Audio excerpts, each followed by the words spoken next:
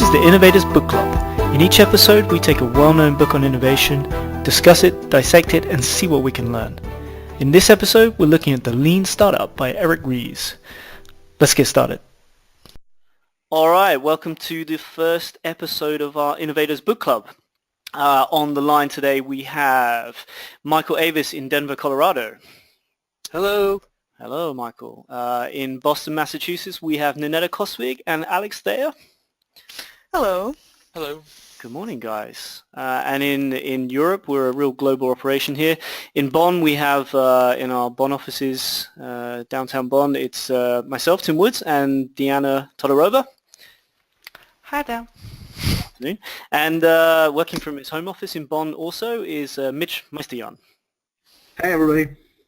Good morning. All right, so that's 6 of us. Let's get going. So in our first episode, we've been discussing a very popular book by Eric Ries, The Lean Startup, which was amazingly only released in 2011. It seems like this book has been around forever, and the language and the terminology has infected every business discussion. You know, lean startup, minimal viable product,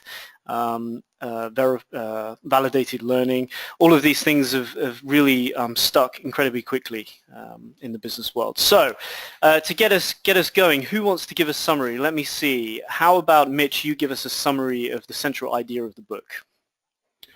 All right, sure. The core idea is that startups work under a special condition that is different to established companies with established product.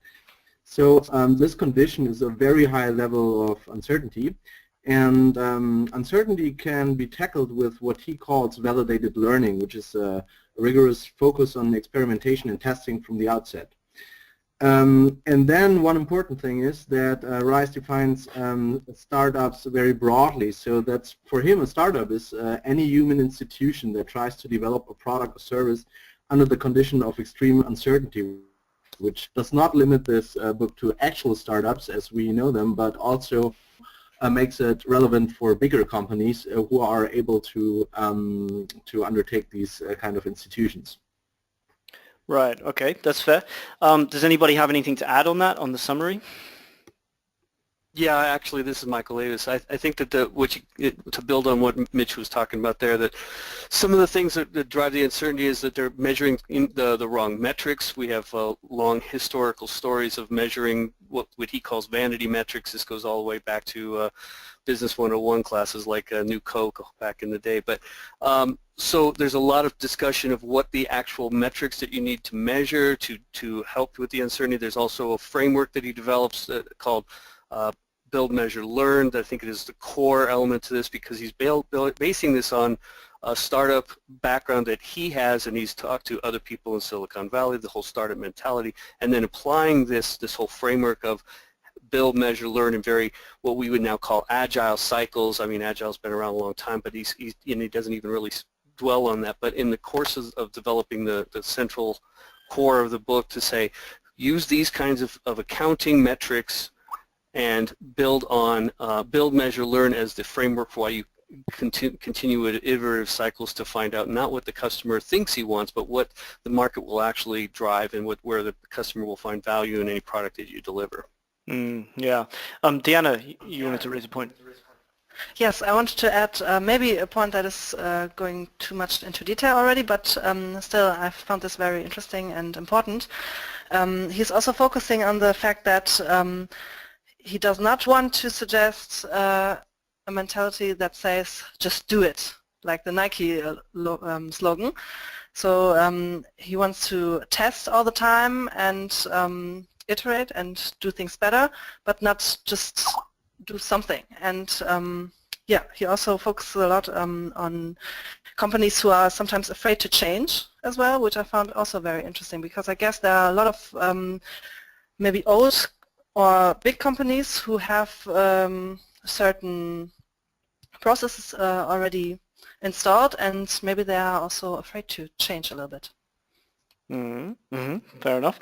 So one of the central problems that he's trying to solve here, I think, is the fact that he's saying too many startups or too many new products fail.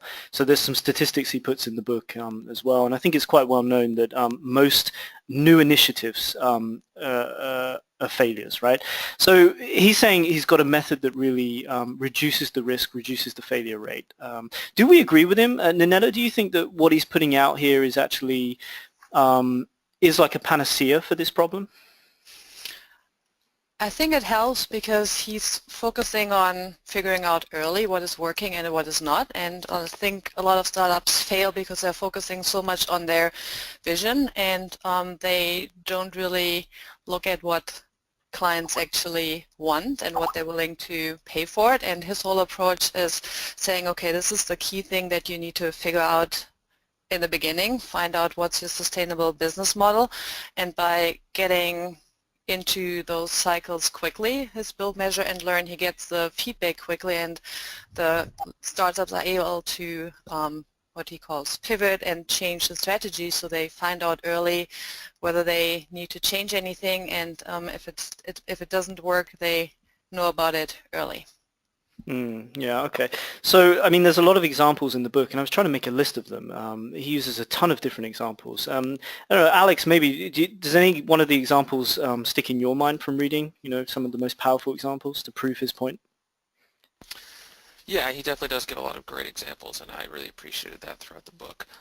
For specific ones, none come to mind. I just remember a lot of the great ones, especially where he mentioned several times about companies that kind of achieve failure, where they build a product that really no one wants because they didn't go through this build, measure, learn, and that validated learning to get an understanding of what the customer wants. Right, yeah, absolutely. So, I mean, some of the examples I noted were Intuit was heavily used in here, particularly their SnapTax product. Zappos, HP, P&G, Facebook, Toyota was used a lot. Michael, do you have any of the examples that stick in your mind? So the biggest, most obvious one is IMVU. I mean, his own. I mean, if you're talking about that, if you're talking about basing it in personal experience, I mean, he drew everything from the Toyota, and the whole lean methodology came from Toyota in his development of that, but he was applying it to real life things that he was doing with IMVU. Yeah, and Ninetta, anything that jumps in to your mind? I liked. Yes, I like his experience, and for me, the two most impressive examples were Zappos, where what he called the smoke test, where they even did have the full product in place, but they just faked it and sold shoes that they saw in shoe stores, took pictures of them, and if somebody really wanted to buy it, they delivered that pair of shoes that they found in the store to test their concept. And another example was the Dropbox team, where they didn't even implement anything at all. They just created a 3-minute video and counted how many people are interested in it, and I think they got like 70,000 people that were interested in the product, and then they decided, okay, that definitely is interest and people see value, so this is something to move forward with. So even without implementing something, you can test your idea.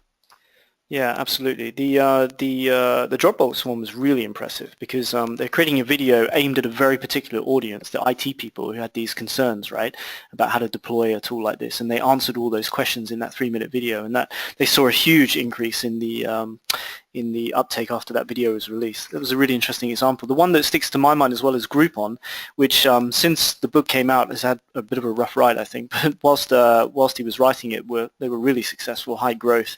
And I remember the founder of Groupon saying that basically what they did is they took a WordPress blog and skinned it to look like a Groupon website. And every day they would write a custom blog post that had all the offers that they compiled together, which is a really hacky way to do this. But it was working. People were looking at it. They were getting high traffic, they were taking up the offers, and eventually they built a more sustainable model. But it was quite interesting to see they built their entire business on just a WordPress blog, basically. All right, so let's have a think about whether this book, I mean, it's still a pretty new book, but time moves fast. Is this book really still a product of its time and place, or is it still relevant today? So I don't know, Mitch, what's your feeling? Do you feel that this book is timely? It's still as relevant now, or how do you think about it? Has it been superseded? Well, I think it's absolutely relevant today, and that's because the author addresses a broad spectrum of companies and institutions, including governmental agencies and NGOs. And in parts, his tactics can easily be adopted even by individual teams not directly involved in product development, for example, marketing. I think we could actually use it in our department as well. So especially helpful, I found the 5 whys, though this is rather relevant for development or maybe product management, and quite obviously the experimentation part, like A/B splits, which is just a regular thing to do in marketing as well. And this is something we definitely have to look into ourselves. And yeah, that makes it highly relevant even for individual departments. Absolutely. Why don't we actually? Sorry, Michael, go on. Can I jump in here real quick? Adding to, it's like the relevance, if you're talking about, I was at a conference earlier this year where it was a lot of people there were product management, product developers, R&D, but also a lot of marketing, a lot of sales, a lot of people who were face-to-face with customers. And the interesting thing was one of the keynotes was Steve Blanks, who is often thought of in the same way and actually quoted often in Eric's book. A lot of the sessions, a lot of the discussions were about how to implement lean startup inside existing places. I mean, there was one of the biggest ones, for example, there's a talk from ExxonMobil, how they were doing this. I find that very fascinating that you'd say a global behemoth like that organization is actually trying to, at some level at least, implement this kind of methodology. So there must be, it's either that it's relevant or that it's going to be an interesting thing to kind of watch how they sort of interpret and translate that into larger organizations.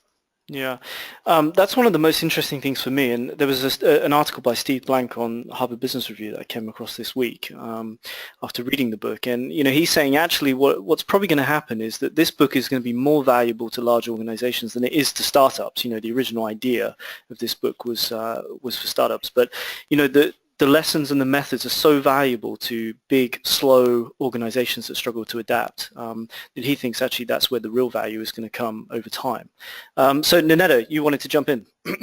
Well, I just think in general, if you look at the environment, everything is changing faster and faster. So no matter whether you're looking at startups or big companies, just because everybody is realizing the world is changing quickly, I think it's as relevant or getting even more relevant moving on from this perspective, because people need to adjust faster, and with his approach that's possible. Absolutely. All right, well, there's a lot of methods that you can break out and individually talk about in this book, and I just wanted to jump into a few of them, see if we can kind of explain to people that haven't read the book what some of the powerful, precise methods are. So maybe somebody could talk about an MVP. What is an MVP and why is it valuable? Who wants to take like a Mitch question? That sounds like Mitch. Yeah, Mitch, go for it. Yeah. That's me. Okay. So an MVP is a minimum viable product, which is like all you need to test your hypothesis, whether it works or not. So it contains everything you need to have for this hypothesis and nothing more. The point is, it can actually be pretty shabby, and he had a couple of examples there, which I cannot recall right now, but a lot of examples where actually they put out a pretty crappy MVP, but it had exactly the properties that they needed to validate what they were thinking about, how their product could work eventually. And this makes it so powerful because you can launch that to market very early on, and it doesn't even have to cost a lot. But you can then validate whether it will work or not and start it from there and let it go from there and have it evolve from there. Yeah, and I think one of the powerful things about the MVP that Ries really stresses is that it doesn't actually have to be a product. It could be a slide deck, it could be a picture, it could be even a discussion and a bunch of questions. And I think he gives examples of that, but one doesn't spring to mind. But you don't have to get hung up on the idea that it needs to be code and it needs to be a real product. I think the Zappos thing is a good one. The core thing of the MVP is really this validation point, right? Where you just want to validate whether your hypothesis is true or not. Yeah, one of the examples that they had was the Zappos example, where the hypothesis was, are people going to buy shoes online or not? And then they faked their web shop and got great feedback, and they saw, okay, people actually are interested in buying the shoes online. Yeah, I think what the founder of Zappos did is went to local stores and said, can I take pictures of your shoes and put them online? And if someone buys them, I'll come back and buy the shoes, basically, which is kind of an interesting interesting exercise. It points out another thing that's really fascinating there, that startups in particular, especially Silicon Valley, think first about my great software piece, my great new game, my great new app. He's got examples like food on the table, for one. I just was thinking about this, the minimum viable product was these two guys going out to people's homes, knocking on their door and saying, can we talk to you about putting food in front of you, that kind of thing. It doesn't have to be software. It doesn't even have to be something tangible in your hand. I mean, the video that you talked about earlier, this is fascinating, that people have to, that he's actually opening an avenue to think about that your product isn't really the thing that you put on a CD or deliver online as an app or something like that, but actually it's the service that you provide the customer, and does the customer actually see the benefit in it? Yeah, absolutely. So what about the next model that he talks about, which is the build, measure, learn cycle? Who wants to have a go explaining that one? I'm going to nominate Michael for this one. Tell us what build, measure, learn is. It was like one of those pointer games, you spin the bottle or something. Here it comes. It's going to be me. Build, measure, learn. It's pretty straightforward. We try and touched on the elements already, because when you put out a minimal viable product, what you're going to do is build the MVP as lean as, when in lean in terms of as simple as possible, something that you're going to say attracts your early adopters, and get the feedback that you get back from them, and take the right analytics. So that's another difficult concept, but it's something where instead of measuring vanity like how many people download it or how many users are on it, there's other questions that you probably need to dig deeper in to find out what the better validating actions that you can for actionable metrics are part of the measuring piece, and then what do you learn from them to do your next iteration. So you can do very short iterations on the next things, and then Mitch already talked about the concept of split testing, where you can that could be part of the next thing you do in terms of the next build that you do to put out, and then it becomes this very quick, tight cycles of building, measuring, and learning.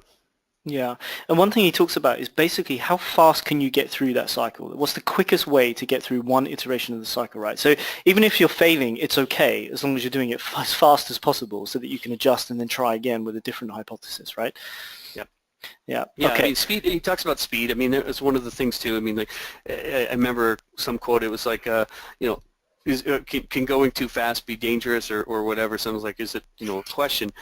And his point was that most startups these days, especially, are in a life or death race. And it's not a life or death race to get the product necessarily out the door. It's a life or death race to build a sustainable business. And how do you measure that? Yeah. Something that's really interesting, and I think is kind of counterintuitive in this book, is that he says a startup's job is actually to find a business model. That's so not to even necessarily start with one, but to find a business model. And that's why the build, measure, learn is so important, because you can make as many business plans as you want, but I heard an interview with him recently. He said that, if people walk around saying they can predict the future, we tend to call them crazy. But yet when someone puts down a business plan, we think it's rational, right? But he's saying it's absolutely ridiculous. These people are insane. How can you say, we're in high uncertainty here, but here's my business plan and this is what I predict will happen?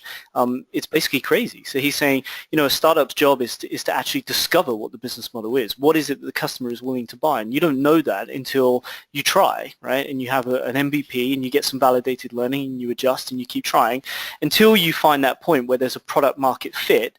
And I think he mentioned several times in the book that product market fit, it when you see it.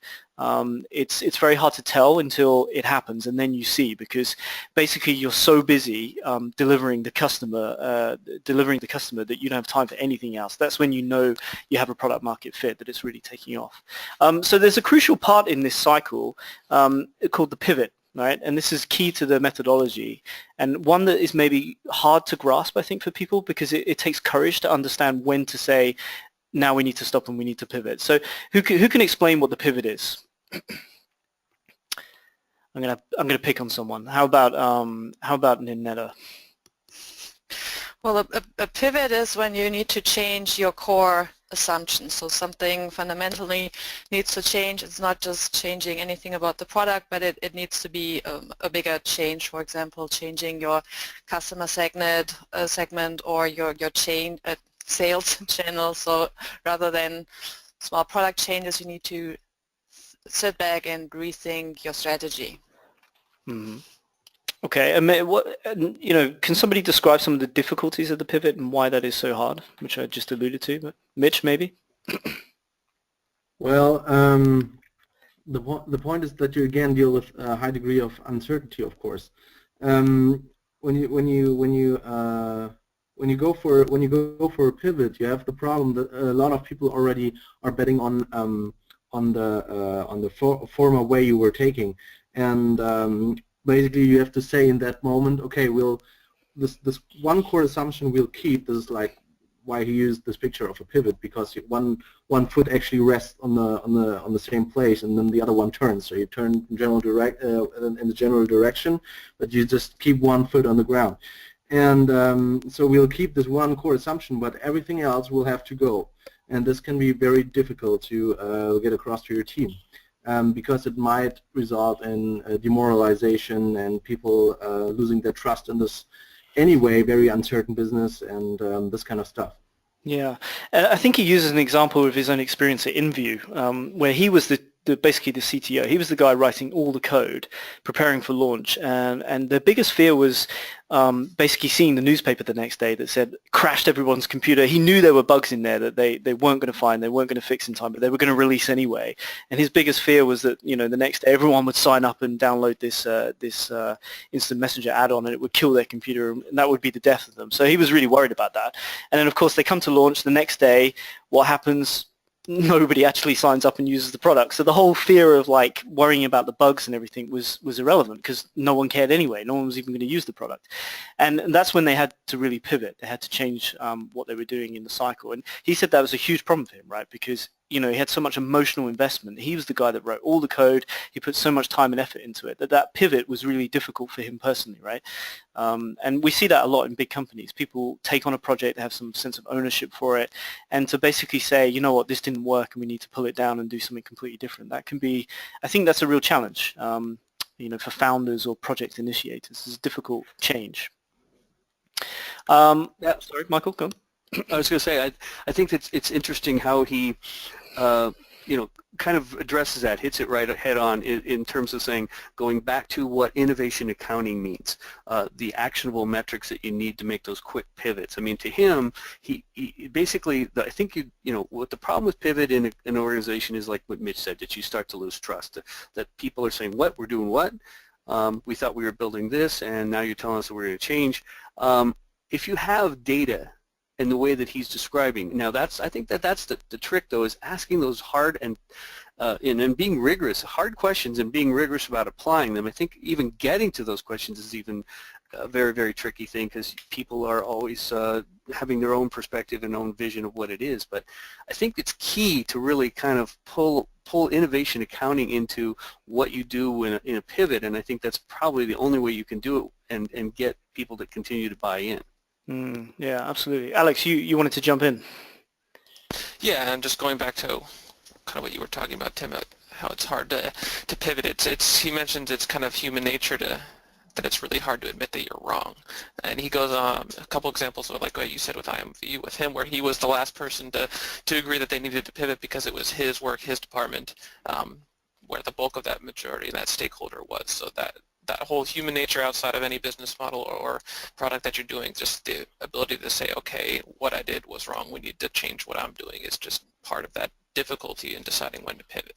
Yeah, and I think there's no easy solution to that. I mean, I think what he's saying is that if everyone's on the same page, I think he mentioned several times that even the bosses of the people that are supporting these initiatives, they have to be educated to think like this as well. And that touches on the innovation accounting, a different way of measuring how these projects are succeeding or failing.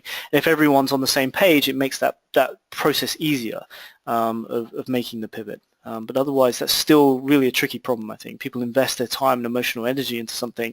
To make a pivot is potentially really difficult. Okay, there's another one that I'm interested in terms of one of the methods, and that's small batches. And this comes from the Toyota system. Who can explain what small batches are?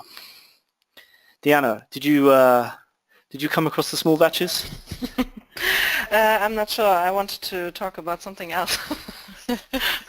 Yeah, go for So it. I have one thing I wanted to add because I saw the question, I don't know if you, I saw the question, what would be important for customers, for example, of ours, so innovation managers or their bosses and so on, and what could be important for them is, find early adopters. If you have new products, you just find people that are ready to test things and find out about new things, but those people, they are happy to do so, to just test and find out, and are not so much severe. So they are more forgiving in terms of mistakes and eager to give feedback also. So I found this very valuable for innovation managers as well, because they might want to know that fact. Mm-hmm. Yeah, absolutely. All right. Good point. So just jumping back to small batches, this is one I find really interesting. Mitch, I don't know, do you have a good summary of what small batches is about? Yeah, I was just thinking about to get one of the examples. I'm just flipping through the book actually, but doesn't really spring to mind. Obviously, Toyota was the one big example used there.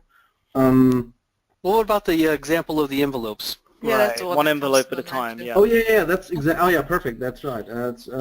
What was that again? So you have to fix like 100 envelopes, and intuitively we would think it's faster if you just take all the envelopes, put all the addresses on front, then take again the whole pile of envelopes, then stuff the thing in there, whatever, and that would be the fastest way. But actually, it's not, because studies have proven that you are much faster when you just complete one envelope completely at a time. So you put the address in front, you stuff the letter in, you close the envelope and glue it together and have it ready, basically put a stamp on it, and then go through the whole pile like that, and you're faster eventually. And that's very interesting because it's counterintuitively. And the idea is basically that you make use of this knowledge for a piece of production. So yeah, that's the core idea here. Anyone wants to add to this? I also felt that it's counterintuitive, and I think it's something where you want to try it to begin with, but in the end, to scale, it still feels to me that it might be then beneficial to go back to bigger batches. I mean, the small batches are great to figure out quickly if anything is going wrong. If your letter doesn't fit in the envelope, you want to find that out before you have the envelopes and everything printed. But once you know that everything works, I think bigger batches might be beneficial again. But still, well, then again, he uses the Toyota example where he says that Toyota started to make like small batches of cars. They're not going in big production, like producing whatever amount of 100 amount of a certain type per day, but instead they produced small batches and saw how the customers would actually pick them up and whether they would be interested in it. And when they found out they weren't picking up a certain type or a certain brand of car, they just dropped the production right away and started another one. And they didn't lose a lot of time because they worked in small batches. And I think Toyota is basically the perfect example how a big scale company and an established player can make efficient use of small batches. Yeah, there's a lot of this book is obviously based on the Toyota lean manufacturing methodology, and there's quite a few of these methods stem from that, including the small batches. One that builds on small batches is the idea of continuous deployment, and I think that's become a really hot topic in the last couple of years, particularly in the software world, because obviously if you have a SaaS system, you can make constant changes to it that affect all customers immediately, and you get the power of immediate data, so you can test test and learn extremely fast. So one of the ideas I like there is that the small batches enable you to make multiple changes even on one day, and I think he uses Wealthfront, which is an investment management software, which has deployed this continuous deployment methodology with up to 8 releases every single day. The amount of learning that they can achieve is just phenomenal. Obviously you have to be well organized to do that, right? But the potential of having 8 releases to your software every single day allows you to get through this build, measure, learn cycle extremely quickly, so you're learning constantly. And I think he cites that Toyota is the best example we have in the world of a company that's managed to achieve a true learning organization, a company that is really able to learn systematically across the whole organization, top to bottom. And another example that he lists, there's 2 more that I wanted to touch on, and one is the andon cord. Can somebody explain what that is and why it's valuable to Toyota? Michael, do you know what the andon cord is? Yes, I do. Oh, tell me, inform me. The actual andon cord in the Toyota Lean system was literally a cord that if there was a defect that was spotted, any worker could spot it and pull this cord, and it would stop all of the production. Basically, as a metaphor in the Lean startup methodology, what the idea is that, especially in small batches, you can find out right away if you've got a defect. So you can, because what happens in large batch is the defect gets pervasive in the entire product, and that's it. Cool. Yeah, and he says obviously the cost to not pulling the cord. It sounds like a big thing to stop entire production, right, on just one person's judgment. But the cost to not do it is potentially enormous, right? If a bug or a product defect gets all the way through to the end and goes to the customer, I mean, as we've just seen with VW, the cost can be absolutely enormous of making that kind of ill judgment, right? So yeah, interesting point. And the last one I want to just touch on, which for me is really powerful, and it applies everywhere, not just if you're doing lean startup methodology, but it applies in all areas of business, and that's the 5 whys, which again came from Toyota, I believe. Ninetta, do you recall what the 5 whys is and how that's useful?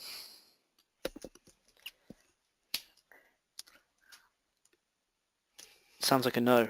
No, I'm trying to come up with the I would have to guess what the 5 different. Oh, I recall. So it's asking why. I was looking for different W words, but it's asking 5 times in a row why. And the example, I think that was also a production company where some part in the production failed, and when you asked the first why question, usually you still stick to a technical answer, but if you repeat the question, and keep asking why, you drill down further to the core, and in the end usually you get to a point where you see that it is something that doesn't have any technical reason, but it is something that is related to people.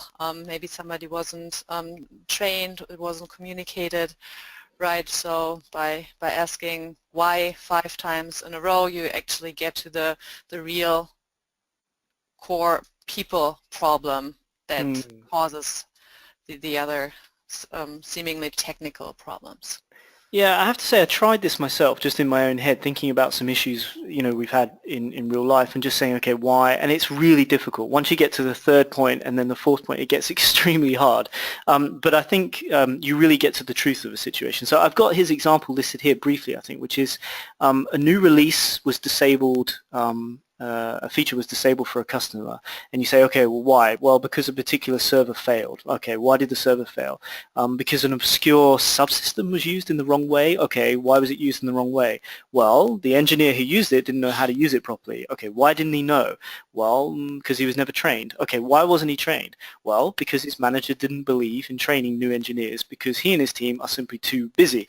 So from something that was, just a technical fault and the customer got annoyed with, we find out actually it's because of the management system. They weren't training their employees properly, and it led all the way to this problem.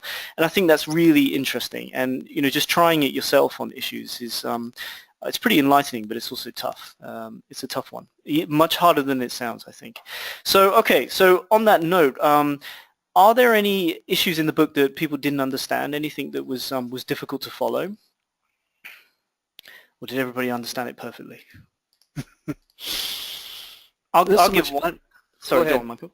Yeah, well, I'll give one that I struggle with. I had to go back and read it a couple of times, and it is the innovation accounting one, because this is the heart of innovation in big companies, right? Is how you measure and derive value from these projects. And I still think this is a difficult concept. So he talks about the fact that we need to, well, in the last 150 years, companies have perfected their way of doing accounting, right? So GE was the example used. I think they have a near perfect system for measuring, which parts of the company is generating value and which isn't.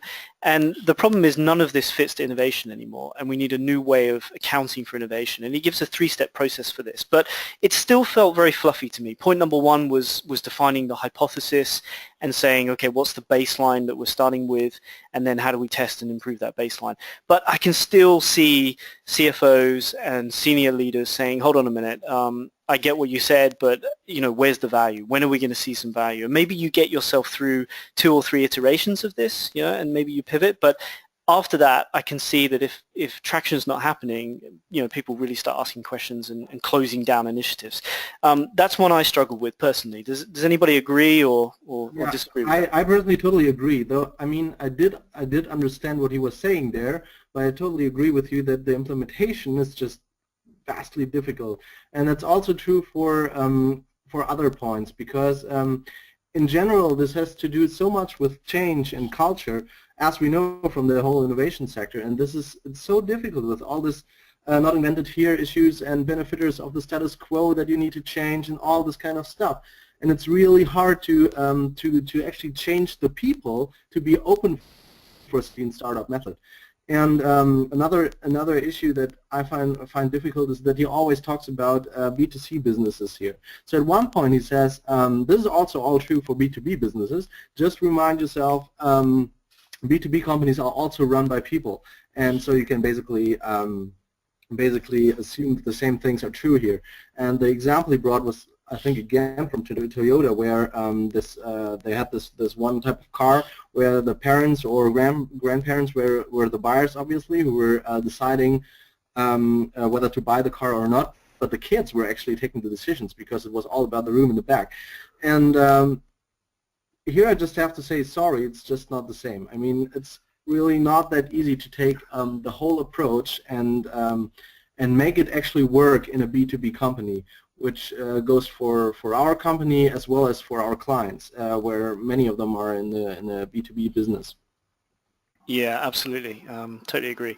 Alex, was there anything you struggled with in the book to fully understand?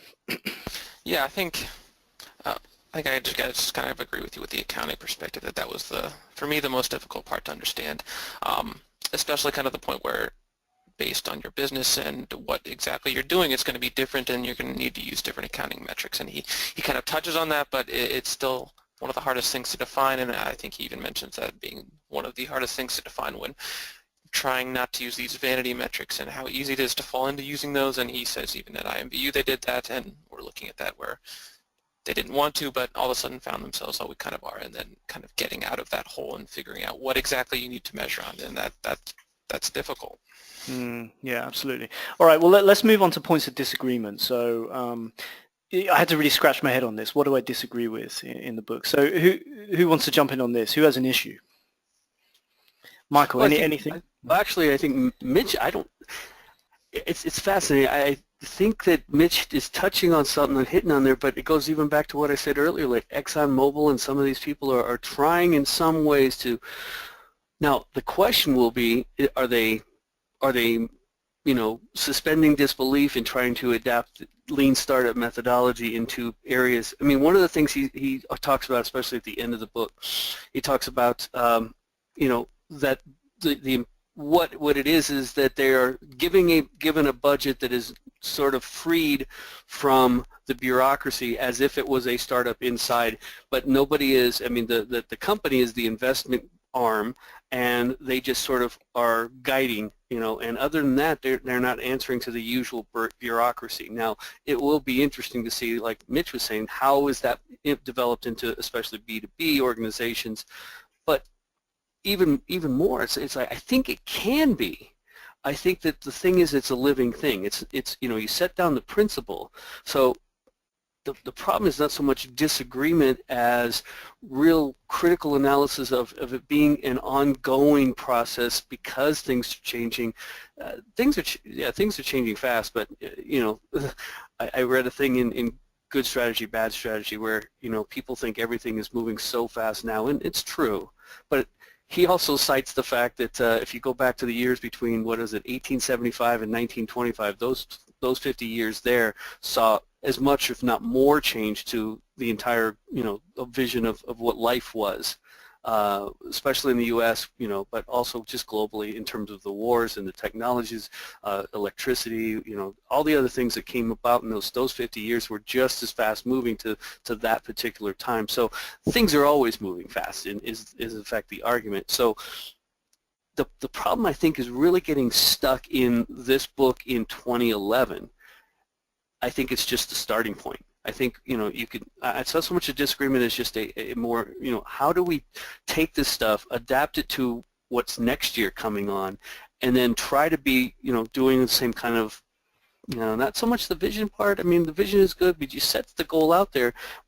Even defining what your MVP is or what ExxonMobil's MVP is, in that group that's trying to do stuff, what the split tests look like. I mean, like I said, the interesting thing is that maybe it's not software even for us. Maybe it's something else that we would do with our customers that exist now. The key being also then you have to have executive management buy-in. How do you get that to say we're going to change things around a little bit here? So yeah, I think it's what's interesting here is that you have to think of it as a living animal. Yeah, absolutely. There's one issue that springs to mind for me, and it's not so much an issue, but I think because Eric is from Silicon Valley, that this point is assumed for anyone in Silicon Valley, and that's that finding customers. So there's often a point where it's like, well, find a customer and just go and test with them and see what the response is. And I think that point is huge for most people, and being in marketing, I know, right? It's not easy to find a customer. You have to find attention. You have to get their attention, and that's not always easy, right? So, and I know he gives examples where maybe you just go up to someone in the street or whatever, or you just kick off a website, but those things are not always that simple, and finding the attention of people to even get the test running can be tough, right? I think that's overlooked a little bit, and I think in Silicon Valley that whole idea of, well, let's just test it out with some customers, that's kind of an easy thing for them, but I think for the rest of the world it's not always that straightforward. I don't know. I don't know. No, Okay. guys, because think about it. I mean, it's not. It's not even that I disagree, Tim. I think that it's going back to it's the nuance, right? Everything in the book, it's a fairly straightforward read. There are some tough sections. Innovation accounting is a little tricky, but even the tablature for the 5 whys and how when you actually go through it, at some point you have to do a lot more stuff. That stuff is not coming up in this book. It's just not possible to capture it that way and still have it be relevant, whether it was 2011 or 2016 edition 2 comes out. I don't even know. I think nowadays what you'll think about is that none of this is easy. That's the problem with some of these, any of these things where you used the word panacea before. I thought that was interesting because I've thought of other books, especially like I'm in sales, so sales books, there's not a whole lot there that is different. It's really what I'm getting at though is that it's not that it's easy to find customers, whether it's Silicon Valley or Utah or UK. It's that he doesn't, maybe, in other words, could you spend a whole chapter just talking about finding that first customer? Probably, yeah. But you could also spend 3 chapters worth on innovation accounting alone. And the point there is then you wind up with an encyclopedia. And again, because it's so much ongoing, I think it becomes this, let's go look at the blog and his podcast, because these things are evolving all the time. And he, could probably then say have multiple blogs on finding that first customer for an MVP. So my point is that when you think of it like that, it's not so much that he's glossed it, as that it's a recognition that these are not easy things. I think the problem is people read a book like this, or Good to Great, and say, oh, there's a formula to be the next $500 million company a year, and it's just not true. And there's a lot of hard work here, and there's a lot of hard work in being successful. Yeah, fair point. Okay, and then another similar point, and again, it's not a criticism, but it's something that I'd like to learn more about, is isolating the right hypothesis. So I think for stuff that's ongoing, so if you want to apply some of these methodologies to existing projects or existing businesses, being able to stop the system and say which hypothesis should we test and how do we isolate it well enough to get the results when you have all these other variables at play, I think that is practically a very difficult thing. I think when you're building something brand new, you have less variables at play, should we say, and you can isolate a little bit easier. But if you're trying to improve an existing system or existing product, that can be tough, I think. So I'd certainly, and again, it's a fair point. He shouldn't have to answer all of these because it's a great concept by itself. But I would like to read more about, okay, let's take an existing product and we want to use these methods to improve it. How do we isolate the right hypothesis? And how do we challenge ourselves and know that we've got the right hypothesis? Because that's also core to this, right? And should we also just run one at a time, or should we, he does give some examples where multiple hypotheses can be tested at the same time, and I think again that raises challenges, right? How are you ensure you're getting the right measurements and the right learning from each one? Did anybody else see that as a challenge? Yeah, I saw that too. Very often I had the feeling that he even focuses on, okay, we need to test our hypothesis and don't change too many variables at the same time. And I was also thinking about an existing product, for example, where you plan your new release and you obviously have several features in this new release. How would you measure the impact of any of those features? And my gut feeling also was it's not always feasible to do split testing. You can't you necessarily don't have enough clients to do this, and it's a lot of effort. So I had the same struggle with improving an existing product, how to define the right hypotheses to test, because it is extremely time consuming to do this for every feature separately, and that's what he's ideally asking for. Absolutely. He raises a point, I think quite early in the book, that he says basically all companies have to innovate now. They must innovate. It's an imperative. And there really is no exceptions to this. And he backs up that claim by looking at different industries like the highly SEC regulated investment industries and banking industries, really to all types.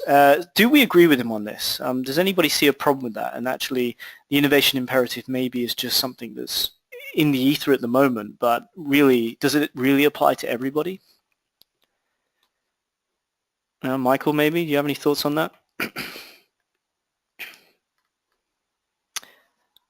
Maybe not. Mitch, any thoughts from your side? Well, yeah, I think that's basically my main takeaway, and also aligns nicely with what Stefan Lindegaard actually said in that white paper we recently published. There are simply no excuses anymore. Like exactly what Michael said earlier, it's just it's dead hard to implement parts of this. But still, this is a pretty decent way of dealing with uncertainty. And of course, it requires companies a lot to to invest in this in the whole approach, and to invest in change in culture and all the things I said earlier. But obviously this is a way how I can deal with this, and it's not the only way. Even there's so much advice out there. So the main problem for me that remains, and probably for the companies who actually have to deal with the situation, is how do you address your people? How do you get your people moving? So it's probably it's mainly maybe a psychological issue, and I would be very happy to read more about how you can actually get your people moving. Good point. Michael, did you want to jump in? Well, I was jump in.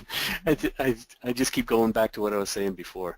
I think that there's some other issues, just in general. I mean, you brought up the Silicon Valley thing. I think the point is that we kind of all do also get carried away with, who wants to be the next big Apple. And I think it is kind of interesting too that when, Groupon, like you even said it at the top, that Groupon is not, the be-all end-all anymore. And there's plenty of places where we look at this in the time it seems like, okay, they've actually accomplished something. There's there are other questions like when you're doing this kind of speed at this kind of level. I mean, Silicon Valley kind of heroicizes these things. I don't know that ExxonMobil actually does that. In other words, is this going to be something where there's no way to really achieve true lean startup methodology at an ExxonMobil if people are going to get burned out by it inside the team, and people outside the team are either feel somehow excluded, or feel somehow that, you know, those bozos over there, they're never going to do anything. Absolutely. Okay, good. All right. So just coming on to the sort of point you just made there about, you know, surrounding this book, other similar areas. So has anybody read any other books, or is looking at any other books that kind of build upon this? I'll give one that I read earlier this year, which is called The Innovator's Method. And what I was really surprised at was how similar that book is to Eric Ries's. And basically it uses some of the exact same examples, even referencing the Lean Startup as well. So Intuit is one of the threads throughout the entire book of the Innovator's Method, and it touches on so many of the similar things like MVPs. It just develops a bit further. It says, okay, let's look at some extra things that have come along since then, like design thinking that's really prevalent now, and that just kind of solidified a lot of the ideas, you know, 4 years on, basically. Does anybody else have any other surrounding things they've been reading that really back up this, complement this? Well, I kind of touched on a couple things. Good strategy, bad strategy. Even Innovator's Dilemma, where I mean, this the short cycle thing with even the disk startups, that, you know, the disk drives as the main example. And there's a lot of secondary material that even is in the book that you could kind of bring to bear here. Even Good to Great, going back that far. I mean, there's some elements here that you'd want to bring forward and say, well, how does that work when you're defining, if somebody tries to force feed their hedgehog product and they do it in terms of lean startup, that, you know, you wind up exactly achieving failure in most cases, I would believe. Yeah. One book he builds on, I think, which I haven't read, but I have got, which is Steve Blank's The 4 Steps to the Epiphany, which I think is a book that, I mean, he worked with Steve Blank, and Steve Blank was a mentor to Eric Ries, so I think he builds on a lot of ideas there. And one that I don't think he touches on in the book, and I think that's just a timing issue, is Business Model Generation by Alex Osterwalder. I think that book is really very complementary to what Eric Ries is talking about. Does anybody else have any others? No? All right. Okay. Well, let's just bring this to a close with a couple of other points. So, is there anything you would take from this book and implement right away, either in your personal or work life, or perhaps even recommendations to clients that we work with in the innovation field? So, let's do this with everyone. So, let's start with Nanetta. Is there anything that jumped out for you? Okay. Key takeaway. What jumped out to me is focus to step back and think about, am I focusing on the right product? And product doesn't really need to be a product as such. It could be just I don't know, a new training slide deck, and stepping back and not trying to build the perfect slide deck, but take this out and get feedback from somebody else earlier on it. That would be one that applies to me. Yeah, very good. Right away. All right, and just on that as well, would you recommend, first of all, are you inspired to read more on this particular topic? Are you going to go and sort of dig into this more? And also, would you highly recommend this book to, you know, colleagues and clients and friends? I would recommend the book. I liked it a lot. I probably would recommend it a lot, even within the company, where the whole mindset between the US and Germany is different, where in the US people rather tend to have that approach to say, okay, we need to test something quickly, get it out there and get feedback, whereas in Germany very often the feedback is, no, this is not ready yet, it needs to be much better and close to perfect before we can put it out. Great point. So for German colleagues on raising that awareness, I would highly recommend it. That's a great point. Okay, Diana, what about yourself? What's your key takeaway? Are you inspired? And would you recommend this to other people? I would definitely recommend it. I mean, it has so many exciting examples of our world today, and it's just great to learn more about that and how he is combining this with his method. But what I learned from my work the most, maybe, I found interesting because in marketing you also have to think about your buyer personas, and what I found very interesting is that he talks about building an archetype of the target customer, so humanize the proposed target customer a little bit, and this would be essential for the product development as well.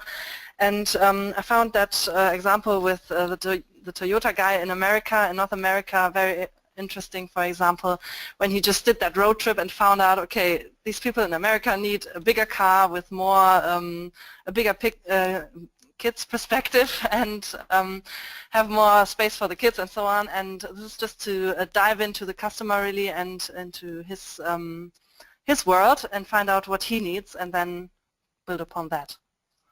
Great. Yeah, absolutely. Alex, what about you? Same question.